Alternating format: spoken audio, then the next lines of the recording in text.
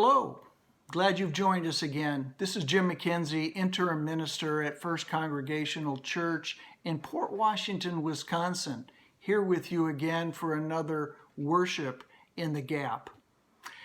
Well, speaking about worship in the gap, a little bit of news for those of you in the church. We have brought together 4 very fine people with good minds and have formed a reopening committee. We're not interested in rushing back to corporate worship. We want to do it right. And so we decided that we would call together some good people who are involved in our church and let them discern the information, try and cut through all the politics, and try to understand what's the best position for our church to take with regards to reopening our church doors.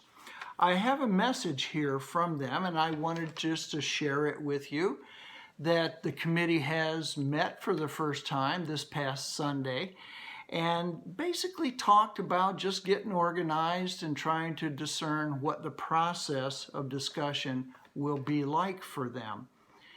They wanted me to communicate to you that the focus will be upon reopening safely. We are not going to rush things. We're not going to overlook precautions that we should take, but we're going to do the best possible process that we can do for the safety of our congregants. The recommendations by epidemiologists and public health authorities will be relied upon heavily for guidance. In general, they say that their recommendations say similar things, like reopening should proceed in gradual steps, and each step should only occur following several weeks of positive trends in controlling the virus in our community. By most measures, the virus activity in Ozaukee County and other nearby counties is still high and growing. So at this time, they want me to convey that we are still weeks away from beginning the first of several steps towards in-person worship. In the meantime, they'll use this time to flesh out the details of what each phase will look like and what specific criteria will allow us to proceed to the next step. Seems reasonable to me, seems caring, and I'm sure they will do a fine job cutting through all of the statistics and information and recommendations and opinions, and they'll keep us apprised of our best steps to take in the days ahead. Pray for them and pray for our church, particularly that we will find our way through this pandemic and that we will maintain our mission in our community, that we will continue to be the church whether our doors are closed or open. There are ways in which you can still be involved actively in caring for the needs of our community. I used to be a really big fan when Garrison Keillor was still broadcasting a Prairie Home Companion. And it strikes me that whenever Garrison would give his news from Lake Wobegon, we really didn't worry about whether it was actually factually true or not. We didn't care if things literally happened just the way he said, because we intuitively listened to the story and listened to the truth in the story and the meaning that it had for our lives. One day, when Carl Krebsbach and Clarence Bunsen met at the Chatterbox Cafe, they found themselves discussing the awful plight of the homeless and the hungry.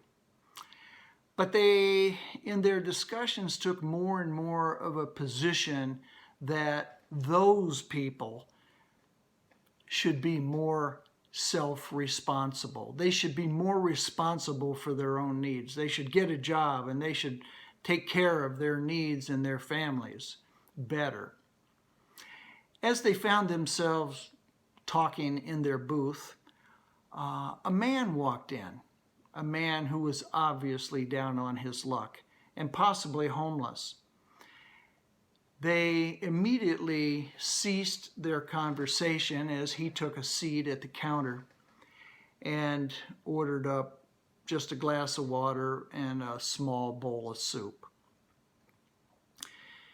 Carl and Clarence sat there a while, watching and waiting, before each of them said that he thought that he needed to use the bathroom. And so first Carl left, and he was gone a few minutes and then returned. And Clarence said that he needed to use the bathroom as well, and so he disappeared for a little bit of time. Each of them secretly left money at the counter, not wanting to seem hypocritical of their political positions, their generosity known only to themselves and the waitress at the cash register. We didn't wonder if this story was true in the sense that we generally think about it. We didn't care if the story actually happened the way Garrison Keillor told it. We knew it was true. We knew that it's true to be generous. We know that it's true that we all have enough to share with others. And we know that it's true that we grow spiritually when we love others as we have first been loved ourselves. You know that, don't you? And I know that too. Stories can be true without being factually and literally true. In fact, I would argue that insisting on stories being literal creates more problems than it solves. In other words, we miss the point. We miss the point of the story and the message that it has for our lives. But somehow when it comes to the Bible, so many people treat the Bible differently. When it comes to the miracle stories of Jesus, rather than ask, what is the meaning of this story? We tend to say, how did that happen? Did it really happen that way? Did Jesus really walk on water? How did he turn that water into wine? Did he really raise Lazarus from the dead after he had been dead and buried for 3 days? We ignore the obvious and look for interpretations that require us to check our minds at the door. Sometimes I think that people want to insist on a literal reading of the stories of Jesus so as to say, see, I told you he was different. He's different than all the rest of us. There's something special about him. This proves that he is divine.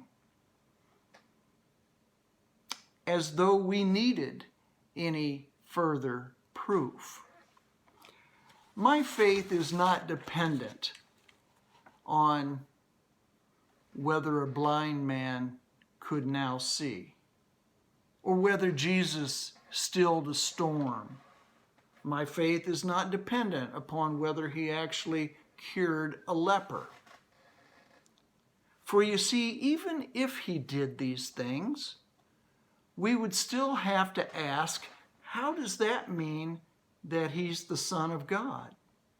Maybe it simply means that he knows how to turn water into wine.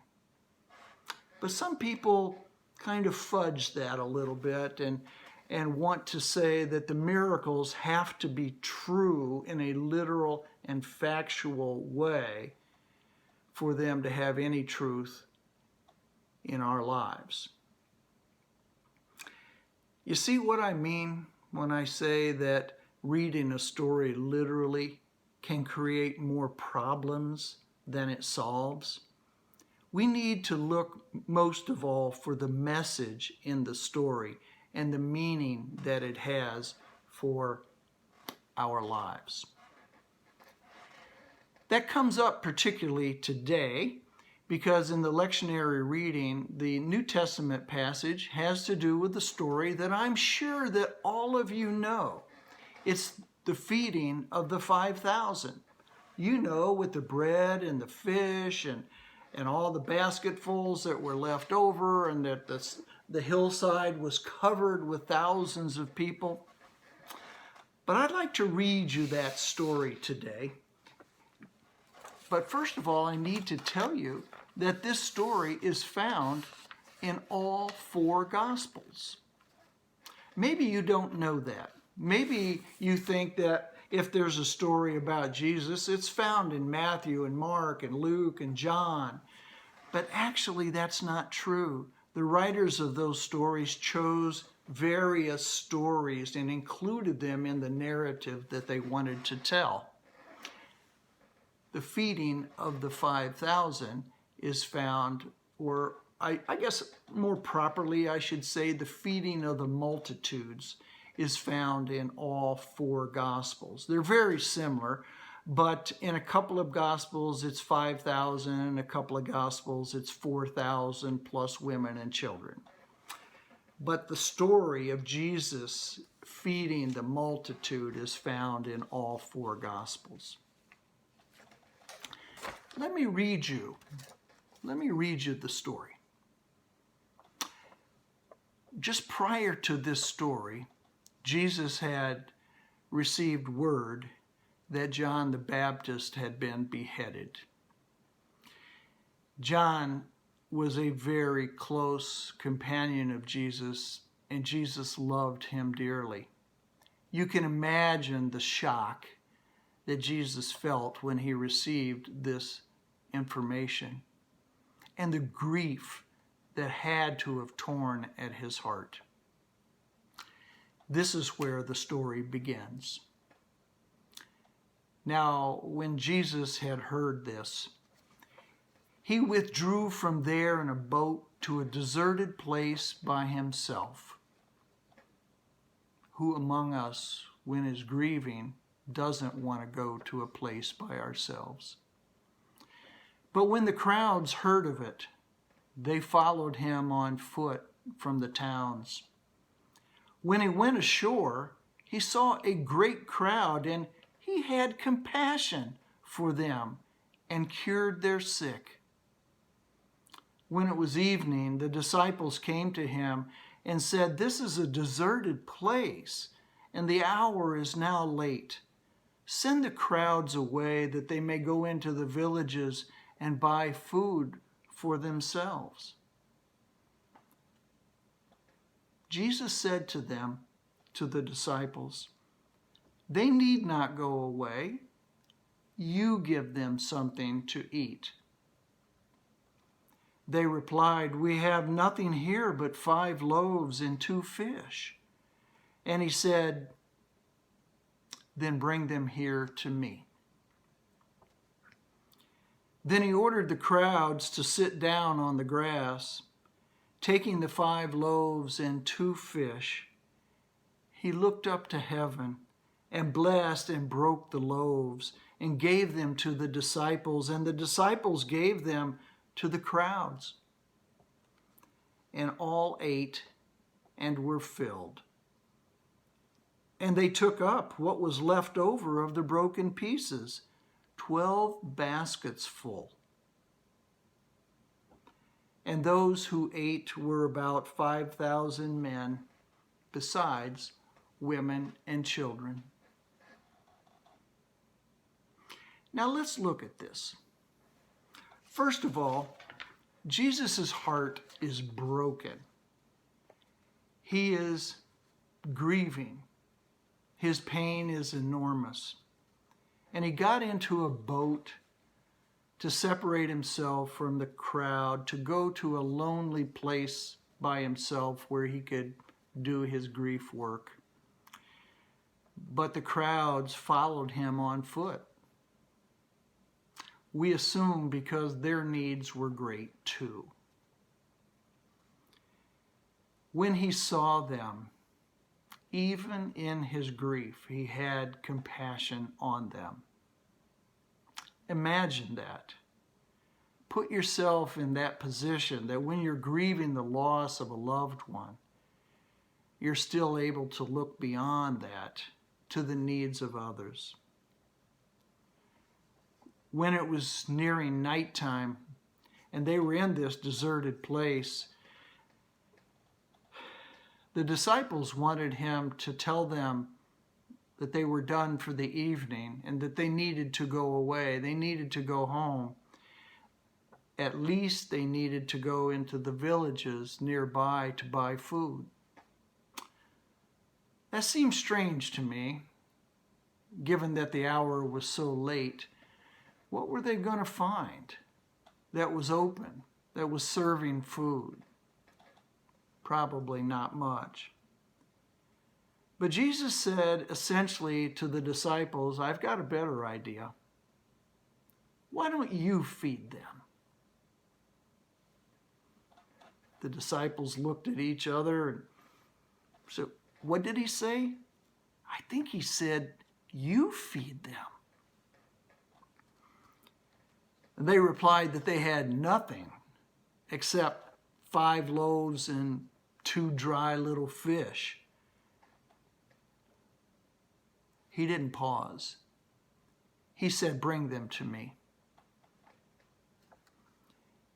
Then he said to the crowds, sit down, take a place. And taking the loaves and fishes, reminiscent of communion, he looked up to heaven and blessed and broke the loaves and gave them to the disciples, and the disciples gave them to the crowd.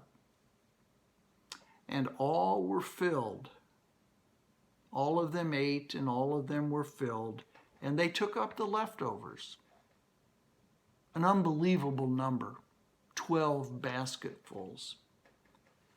And then, as if people didn't get the point, Matthew says that there were 5,000 men and women and children.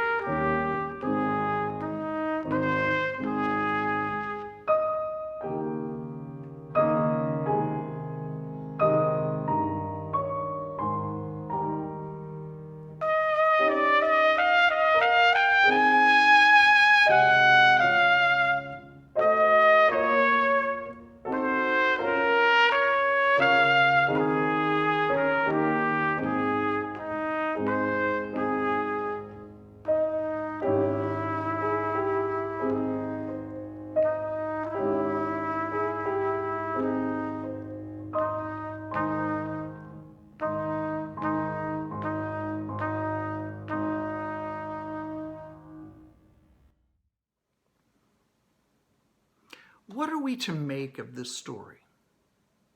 Are we to look at it literally and factually? Are we to ask the question that we ask so often? Did it really happen in this way?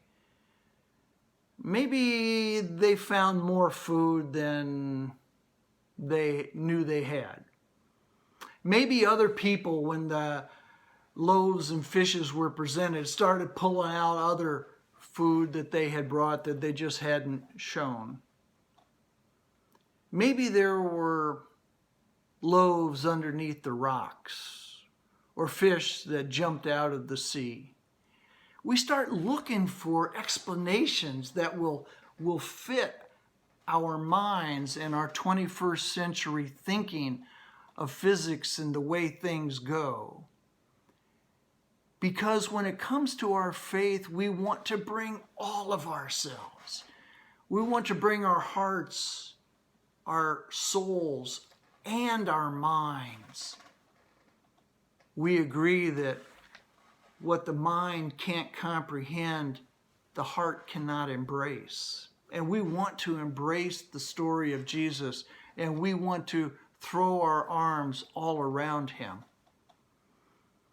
But what are we to do when we come across this story? Nobody that we know in Wisconsin is going to call together a large crowd and take a few loaves of bread and a couple of walleye and have 12 basketfuls left over after having fed 5,000 men plus women and children. It doesn't work like that. And we need not look at this story through the eyes of literalism. If we do, we have more problems than solutions. You see, for me, and I'll just share for me, for me, the truth of this story can be found in a variety of various places. First of all, it's quite apparent that there's a message here that Jesus cares for the physical needs of people.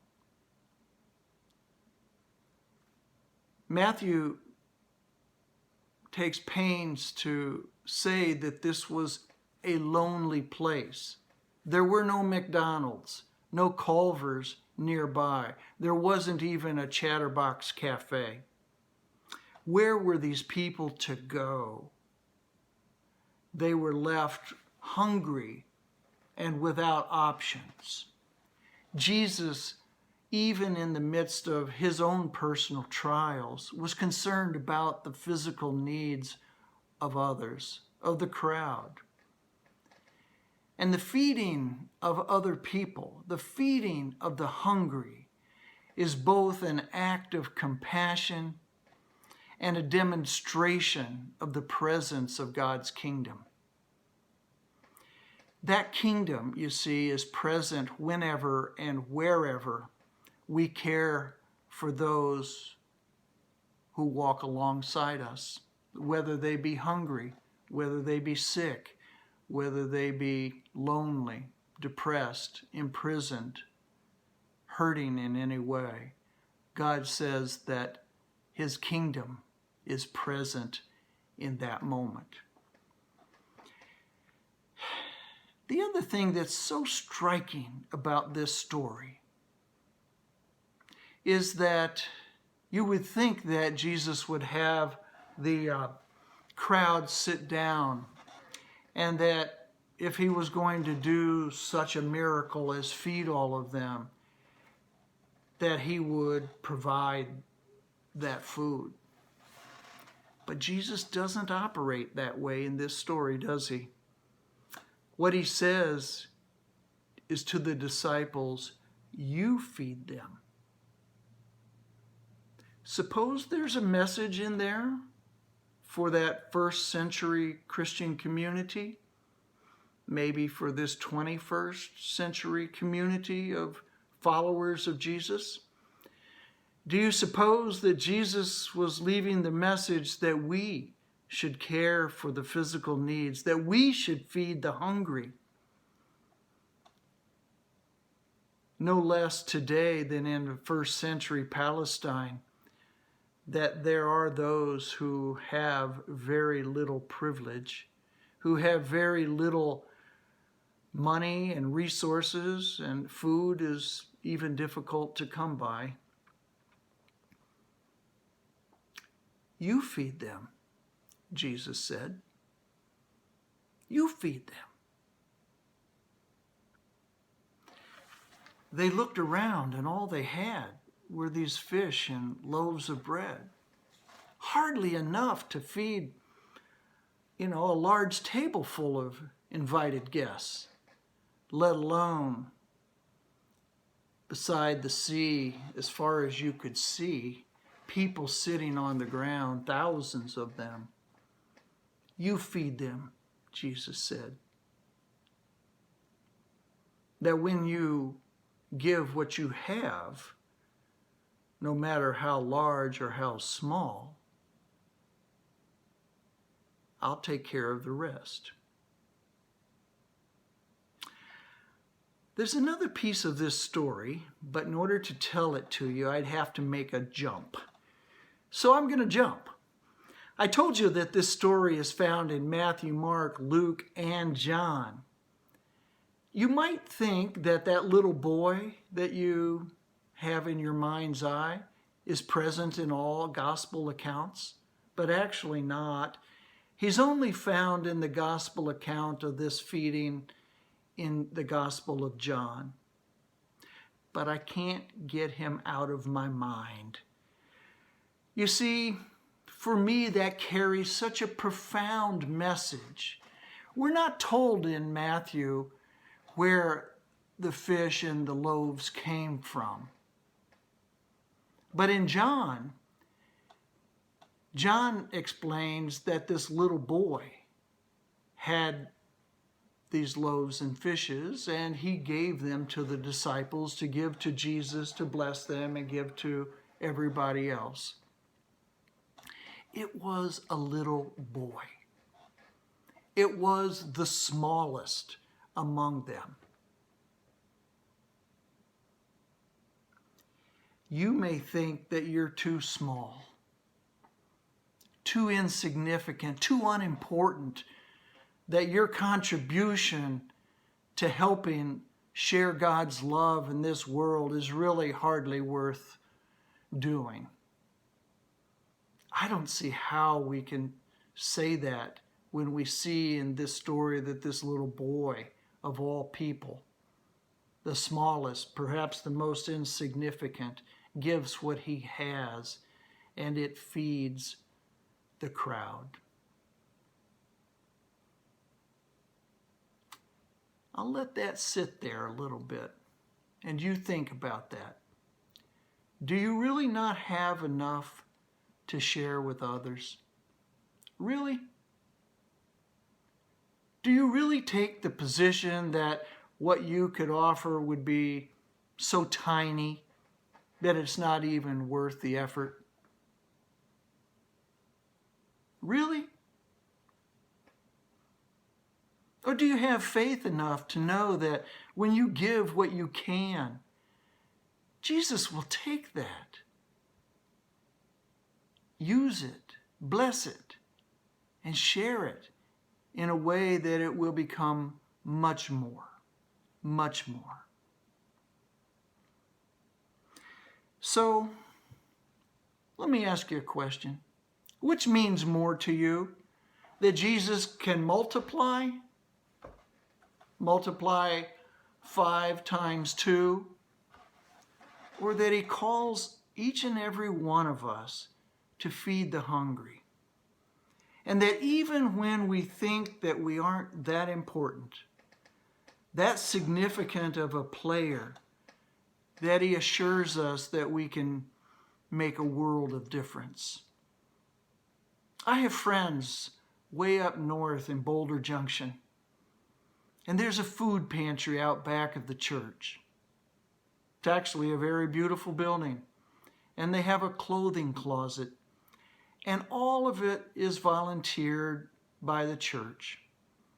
And people work hard and diligently and faithfully. And I know that there are days that they wonder whether it will even make a difference. It's just a drop in the lake. But when we place it in Jesus' hands, he takes it and blesses it and gives it around. It's amazing to see what we find. We find that people's stomachs have been filled. And we find that our hearts and souls have been fed as well.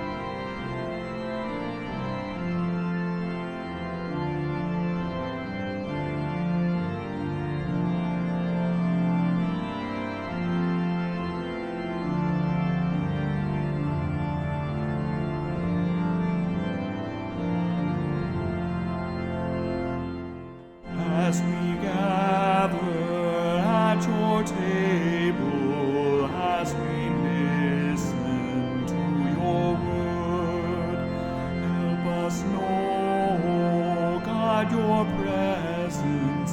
Let our hearts and minds be stirred. Nourish us with sacred story till we claim it as our own. Teach us through this holy banquet how to make love's victory known. Turn our worship into witness in the sacrament of life. Send us forth to love and serve you, bringing peace where there is strife. Give us, Christ, your great compassion to forgive as you forgave. May we still behold your image in the world you died to save. Gracious Spirit, help us summon other guests to share that feast, where triumphant love will welcome those who had been last and least. There no more will envy bind us, nor will pride our peace destroy, as we join with saints and angels to repeat the sounding joy.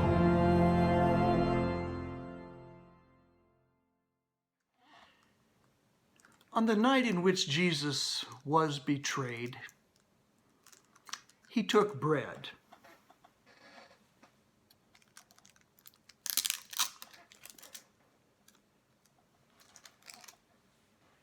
And when he had blessed it, he broke it.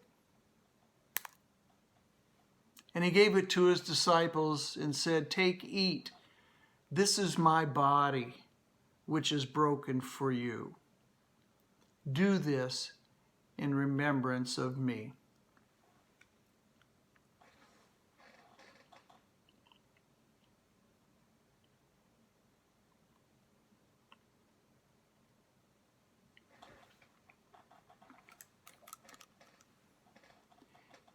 In the same manner, Jesus took the cup, and when he had blessed it, he said to his disciples, "This is the cup of the new covenant, my blood which is shed for you.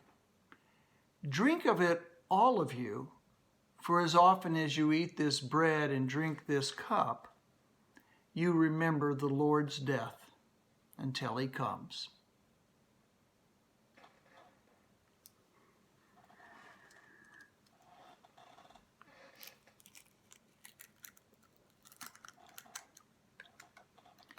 Would you pray with me?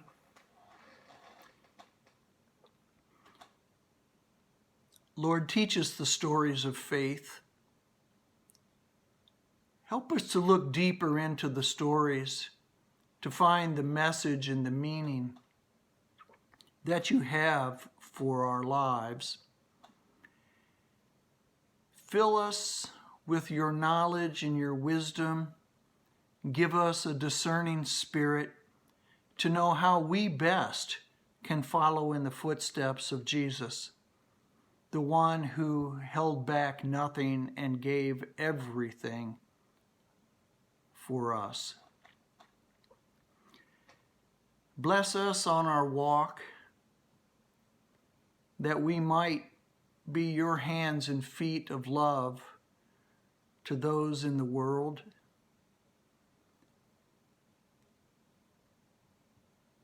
We do this, O Lord, because we join with you in continuing to love this world that you loved more than life itself. We don't do it for selfish reasons.